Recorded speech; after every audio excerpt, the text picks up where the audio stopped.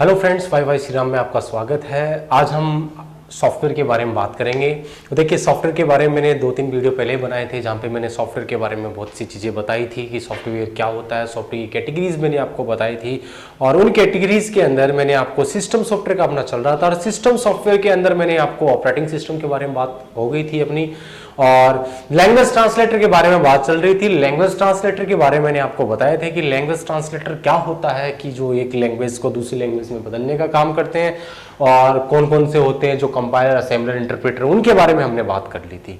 उसके साथ देखिएगा कि अब हम आज आगे हम बात करेंगे, देखिएगा कि लैंग्वेज ट्रांसलेटर क्या करते हैं कि जो लैंग्वेज होती है, जो उच्च स्तरीय यानी हाई लेवल लैंग्वेज को लो लेवल लैंग्वेज में बदलने का काम करते हैं। अब यहां पे देखिएगा कि मैंने कल आपको बताया था कि प्रोग्रामिंग जो लैंग्वेज होती है, वो प्रोग्रामिंग लैंग्वेज होती है, वहां से कई बार अच्छे क्वेश्चंस बन जाते हैं। वो क्वेश्चंस कैसे बनते हैं कि देखिएगा, मैंने कंपाइलर इंटरप्रेटर के बारे में बताया था कि कंपाइलर क्या करता है, पूरे प्रोग्राम को एक साथ रीड करता है। इंटरप्रेटर क्या होता है, वो लाइन बाय लाइन उसको रीड चेंज करने का काम करता है। ये भी बताया था कि कंपाइलर होता है वो एरर एफिशिएंसी के अंदर दक्ष नहीं होता है, जबकि इंटरप्रेटर होता है वो एरर एफिशिएंसी में दक्ष होता है, क्योंकि इंटरप्रेटर क्या करता है, लाइन बाय लाइन उसको रीड करता है। ठीक है। उसके साथ मैंने ये बताया था कि जो प्रोग्रामिंग के दौरान जो एरर आती है, जो त्रुटि बनती है, उस त्रुटि को हम क्या बोलते हैं, बग बोलते हैं। इस बग को हटाने को डीबग बोलते हैं। ठीक है। एरर कौन सी होती है ये भी हमने बात कर ली थी। अब थोड़ा सा हम बात करें आगे, तो देखिएगा कि यहीं से कुछ रिलेटेड कुछ चीज़ें होती हैं, उनके बारे में बता दूं आपको कि देखिएगा, प्रोग्रामिंग के दौरान जब एरर आती है उसको बग बोलते हैं, इस एरर को हटाने को हम डीबग बोलते हैं। ठीक है। इस सॉफ्टवेयर के अंदर ही कुछ एक टेक्नोलॉजी और होती है, जिसमें देखिएगा एक टर्मिनोलॉजी है, जिसे देखिएगा इसका नाम होता है टेस्टिंग। इसके बारे में आपको बता दूं, देखिएगा बड़ा छोटा सिंपल सा छोटा सा क्वेश्चन आता है टेस्टिंग के बारे में कि टेस्टिंग क्या होती है। कि देखिए, ये क्यों मैंने बताया है, क्योंकि देखिएगा अगर आपसे पूछे कि एरर को हटाने को क्या बोलते हैं, ऑप्शन में आपको टेस्टिंग ही मिलेगा। अब टेस्टिंग मिलेगा तो देखिएगा टेस्टिंग क्या होता है उसके बारे में जानना चाहिए। उसका आंसर तो डिबग होता है, डिबगिंग बोलते हैं, डिबग के दौरान उसको हटाते हैं। टेस्टिंग क्या होती है, देखिए टेस्टिंग सॉफ्टवेयर के अंदर एक टर्मिनोलॉजी होती है। कैसे कि देखिएगा, कोई भी हम सॉफ्टवेयर बनाते हैं तो सॉफ्टवेयर बनाने की एक फेज होती है। उस फेज को हमें समझना बहुत जरूरी है, क्योंकि कई बार उस फेज से भी क्वेश्चन आ जाते हैं। आपने एक नाम सुना होगा SDLC, काफी अंदर की चीजें हैं, लेकिन ये कई बार इसकी फुल फॉर्म पूछ लेता है आपकी एग्जाम में, आई हुई एग्जाम में इसकी फुल फॉर्म पूछी हुई है। SDLC की फुल फॉर्म क्या होती है, तो SDLC की फुल फॉर्म होती है सॉफ्टवेयर डेवलपमेंट लाइफ साइकिल। कि कोई भी हम सॉफ्टवेयर बनाते हैं, सॉफ्टवेयर डेवलपमेंट लाइफ साइकिल, कोई भी हम सॉफ्टवेयर बनाते हैं तो उसकी एक फेज होती है, एक साइकिल होती है। डायरेक्टली नहीं कि हम जैसे कंप्यूटर बैठ गए, सॉफ्टवेयर को बना दिया, अरे काम हो गया। कोई भी सॉफ्टवेयर बनाते हैं तो उसकी फेज होती है, फेज होती है इसकी 7 फेज होती है। 7 फेज के बारे में थोड़ा सा मैं आपको बता देता हूं। देखिएगा कि पहली फेज होती है प्रिलिमिनरी इन्वेस्टिगेशन, यानी प्राथमिक जांच पड़ताल। कोई भी सॉफ्टवेयर हम बनाते हैं तो सबसे पहले उसकी प्राथमिक जांच पड़ताल करते हैं। प्राथमिक जांच पड़ताल का मतलब क्या होता है कि कोई भी आप कोई भी चीज़ को खरीदते बेचते हो या कोई भी चीज़ को बनाते हो, तो सबसे पहले आप उसकी प्राथमिक जांच पड़ताल करते हो कि ये चीज़ मेरे से बनेगी नहीं बनेगी, और बनेगी तो इसके अंदर ये मेरे लिए फीसिबल होगा या नहीं होगा। यानी कोई भी चीज़ बनाते हैं तो ये हम चेक करते हैं कि इसमें एक फीसिबिलिटी स्टडी बनती है, यानी ये चीज़ मेरे भोगे पड़ेगी कि नहीं पड़ेगी। मान लीजिएगा कोई भी सॉफ्टवेयर, कोई कस्टमर किसी सॉफ्टवेयर बनाने के पास, सॉफ्टवेयर डेवलपर के पास जाता है सॉफ्टवेयर बनाने के लिए, उसको बोलता है भैया ये सॉफ्टवेयर बनाता है, तो सॉफ्टवेयर डेवलपर सबसे पहले ये चेक करता है कि सॉफ्टवेयर बना रहा हूँ ये मेरे लिए फेसिबल है या नहीं है, मैं बना सकता हूँ नहीं बना सकता, ये मेरे लिए रीजनेबल है या नहीं है। ये प्रिलिमिनरी इन्वेस्टिगेशन होता है, प्राथमिक जांच पड़ताल होती है। उसके बाद में आता है आपका दूसरी फेज होती है, वो रिक्वायरमेंट एनालिसिस होती है। रिक्वायरमेंट एनालिसिस में क्या होता है कि मान लीजिएगा आपने कोई भी सॉफ्टवेयर बना रहे हो, वो सॉफ्टवेयर आपने बनाया, तो उस सॉफ्टवेयर को आपने, कोई भी कस्टमर आया और आपको बताया कि भैया मुझे ये सॉफ्टवेयर बनाया, तो आपने फीसिबिलिटी स्टडी बनाई कि भैया हाँ मेरे लिए भोगे पड़ेगा, बन जाएगा। मान लीजिए कोई किसी ने आपको चाय बनाने का सॉफ्टवेयर दे दिया, बनता नहीं है, लेकिन फॉर एग्जाम्पल बात करें, को चाय बनाने का सॉफ्टवेयर दे दिया, तो सबसे पहले आपने प्राथमिक जांच पड़ताल की, भाई मैं चाय बना सकता हूँ, बनाऊंगा तो मेरे लिए रीजनेबल है या नहीं है, बात हो गई। दूसरी फेज के अंदर हम देखेंगे रिक्वायरमेंट एनालिसिस। रिक्वायरमेंट एनालिसिस का मतलब मुझे क्या क्या रिक्वायरमेंट चाहिए उस चीज़ से। अब चाय बनाने के लिए हम मुझे क्या चाहिए, क्या क्या इंग्रेडिएंट्स चाहिए, वो हम रिक्वायरमेंट यूजर से कलेक्ट करेंगे। ठीक है। अब रिक्वायरमेंट एनालिसिस हो गई। रिक्वायरमेंट एनालिसिस के बाद में अगली जो फेज होती है वो होती है डिजाइनिंग फेज। देखिए डिजाइनिंग फेज क्या होता है कि देखिए कि कोई भी हम सॉफ्टवेयर को बनाते हैं तो हम डायरेक्टली उस कंप्यूटर पर हम जाके उसको कोडिंग वोडिंग करना, कोडिंग तो बाद में की बात होती है, लेकिन उससे पहले हम कोई भी सॉफ्टवेयर बनाते हैं उसका रफली कार्य करते हैं, वो डिजाइनिंग फेज के अंदर होता है। और डिजाइनिंग फेज के अंदर देखिए क्या होता है कि कोई भी हम रफली जो भी सॉफ्टवेयर को हम बनाते हैं, फेजेस हम लिखते हैं, वो डॉक्यूमेंटेशन होता है, उसकी डॉक्यूमेंटेशन बनाई जाती है। ये चीज़ मैं क्यों बता रहा हूँ, क्योंकि यहाँ से बहुत अच्छा क्वेश्चन बनता है, जो बड़ा सीधा सिंपल क्वेश्चन बनता है, जो एग्जाम में काफ़ी दफ़ा पूछा गया है। एक तो होता है आपका जो डॉक्यूमेंटेशन की प्रक्रिया होती है, उस डॉक्यूमेंटेशन की प्रक्रिया में एक तो आता है आपका एल्गोरिथम और एक होता है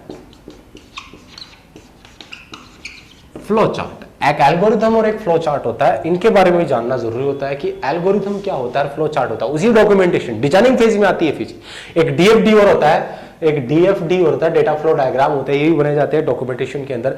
ये दो शब्द लिखे हैं, ये दोनों शब्द बड़े इंपॉर्टेंट होते हैं क्योंकि एग्जाम में इनसे क्वेश्चन पूछे जाते हैं। देखिए डिजाइनिंग फेज के अंदर जो पेपर रफली कार्य होते हैं उनके अंदर ये एल्गोरिथम्स बनाई जाती है और फ्लो चार्ट बनाई जाती है। सबसे पहले हम बात करें एल्गोरिथम के बारे में, तो एल्गोरिथम से एग्जाम में क्वेश्चन आता है कि व्हाट इज द एल्गोरिथम। तो एल्गोरिथम क्या होता है कि step by step solve the problem are called algorithm, यानी किसी भी समस्या का समाधान अगर स्टेप बाय स्टेप किया जाए तो वो क्या होता है, एल्गोरिथम होता है। फॉर एग्जाम्पल किसी ने कहा कि भैया आपको ये सॉफ्टवेयर बनाना, मैंने चाय बनाने का सॉफ्टवेयर दिया, तो चाय बनाने के सॉफ्टवेयर आपने बनाया तो उसका एल्गोरिथम कैसे बनेगा कि आपने पहले स्टेप में क्या किया कि आपने कोई यूटेंसिल से बर्तन लिए, दूसरी स्टेप के अंदर आपने इंग्रेडिएंट्स आपने चाय ली, तीसरी स्टेप के अंदर आपने उसको दूध लिया, चौथी स्टेज में आपने उसको बर्नर जो आपकी चूल्हे पे रखा, पांचवी स्टेप में आपने उसमें चाय वो पत्ती वो दूध डाला, छठी स्टेप में आपने उसको वो बॉईल किया, सातवीं स्टेप में आपने उसको छान लिया और आठवीं स्टेप उसको पी लिया। तो ये जो भी आपने जो चाय बनाया उस पूरा जो वो सॉफ्टवेयर था, जो भी काम था, आपने उसको स्टेप बाय स्टेप किया है। Step by step solve the problem, यानी किसी भी समस्या का समाधान अगर स्टेप बाय स्टेप किया जाए तो वो क्या होता है, एल्गोरिथम होता है। फ्लो चार्ट, फ्लो चार्ट क्या होता है कि अगर इसी समस्या का समाधान अगर स्टेप बाय स्टेप किया जाता है तो एल्गोरिथम होता है। इसी समस्या का समाधान अगर डायग्रामेटिक रूप से यानी चित्रात्मक रूप से उसको प्रदर्शित करके किया जाए तो वो क्या होता है, फ्लो चार्ट होता है। तो यहाँ पे दो शब्द निकल के आते हैं, एक तो एल्गोरिथम और एक फ्लो चार्ट होते हैं, दोनों ही इंपॉर्टेंट होते हैं, दोनों से एग्जाम में क्वेश्चन पूछे जाते हैं। Flow chart step by step solve the problem और कार्ड फ्लो चार्ट होता है, सॉरी एल्गोरिथम होता है। फ्लो चार्ट क्या होता है, diagrammatic representation of the solution, किसी समस्या का समाधान अगर चित्रात्मक रूप से किया जाए वो होता है फ्लो चार्ट होता है। Is that clear? अब हम आगे बात करें तो देखिएगा हमने प्रीलिमिनरी इन्वेस्टिगेशन, प्रीलिमिनरी प्राथमिक जांच पड़ताल कर ली, उसके बाद में रिक्वायरमेंट एनालिसिस, क्या क्या मुझे रिक्वायरमेंट है वो पता कर लिया। तीसरी स्टेज डिजाइनिंग फेज, हमने पेपर वर्क कर लिया, डॉक्यूमेंटेशन काम कर लिया। चौथी स्टेज होती है वो होती है आपकी कोडिंग, उसके बाद हम जाते हैं कंप्यूटर पर, वो होती है कोडिंग होती है। कोडिंग में जो भी आपकी कोडिंग होती है वो कोडिंग आपकी लिखी जाती है। कोडिंग के लिए आपकी लैंग्वेज यूज की जाती है, लैंग्वेज अभी बताऊंगा आपको मैं कौन कौन सी लैंग्वेज होती है, कोई भी लैंग्वेज के अंदर आप उस प्रोग्राम को कोडिंग को आप लिख सकते हैं। चौथी स्टेप के बाद में आपकी पांचवी स्टेप आती है, वो आती है आपकी टेस्टिंग। टेस्टिंग के बारे में बात करें तो देखिएगा कि टेस्टिंग से मैंने कई बार एग्जाम में क्वेश्चन देखा भी गया है कि टेस्टिंग से क्या क्वेश्चन बनता है। पहले तो बात करें टेस्टिंग क्या होता है।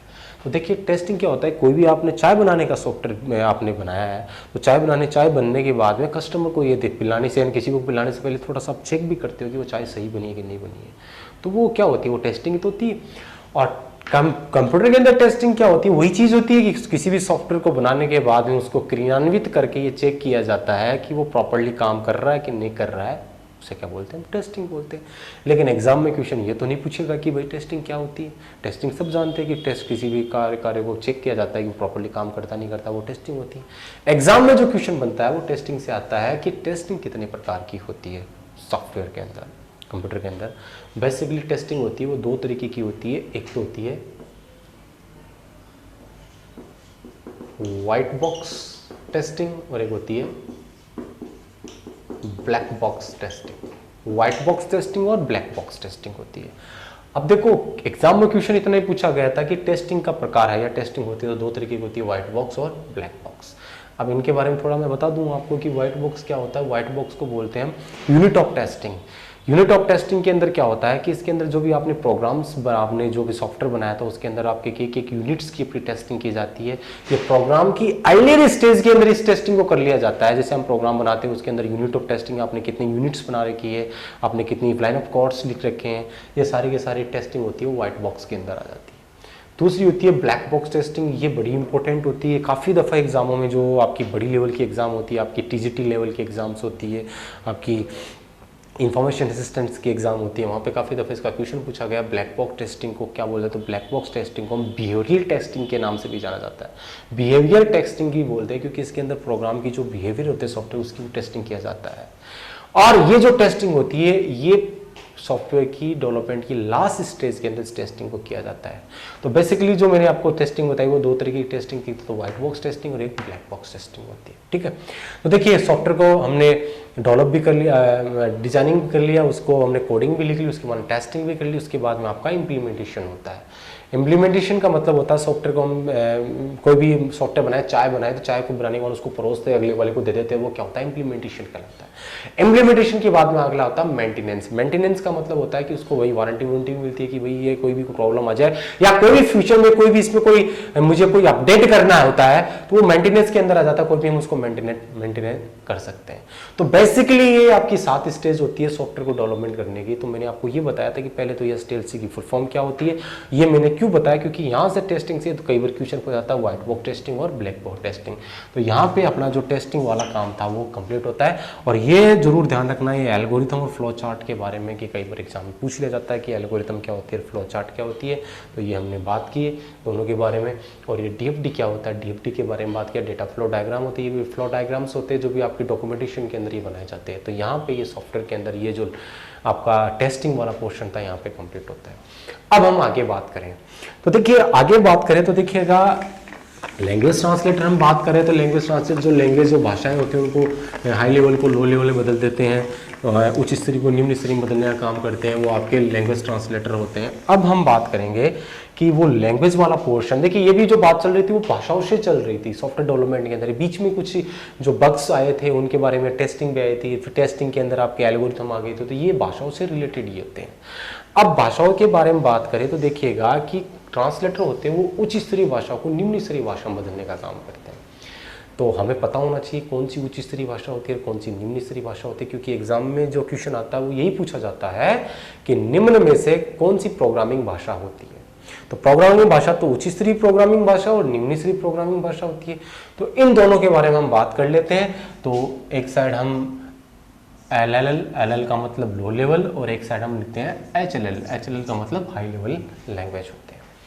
अब दोनों कैटेगरी के अंदर कौन कौन सी भाषाएं होती हैं उनके बारे में तो हम बात करेंगे, लेकिन उससे पहले मैं बता दूं दोनों में बेसिक डिफरेंस क्या होता है LL और HLL के अंदर। देखिए लो लेवल लैंग्वेज की बात की जाए तो लो लेवल लैंग्वेज के बारे में पहली बात तो ये कि जो लैंग्वेज होती है मशीन डिपेंडेंट लैंग्वेज होती है।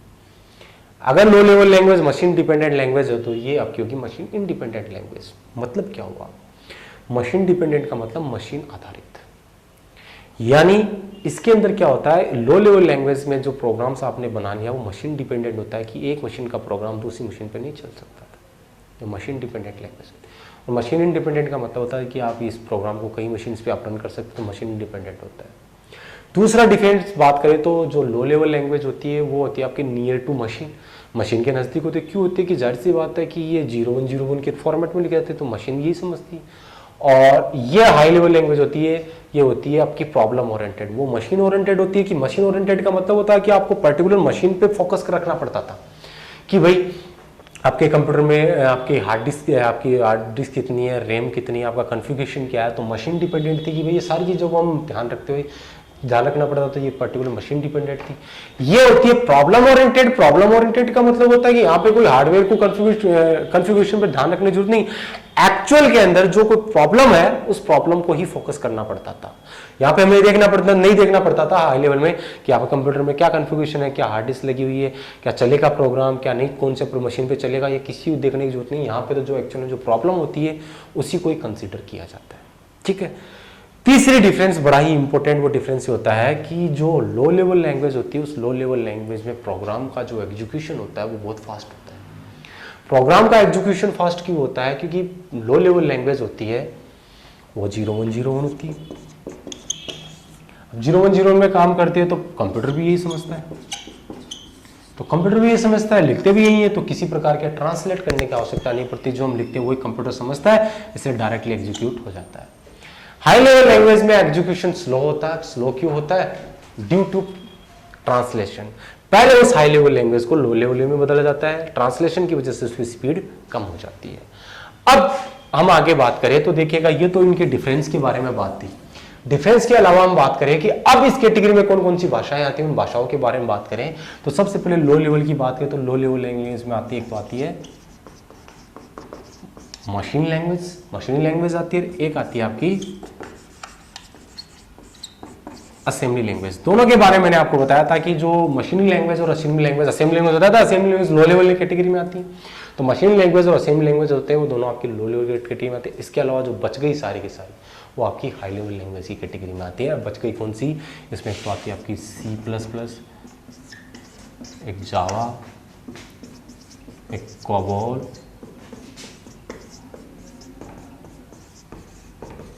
फॉर्ट्रॉन, बेसिक, लोगो, पास्कल, लिस्प, प्रलोग,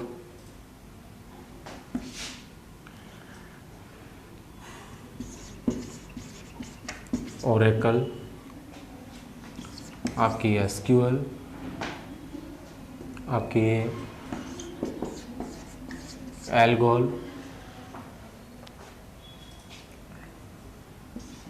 VB.NET, C# भी बोलते हैं,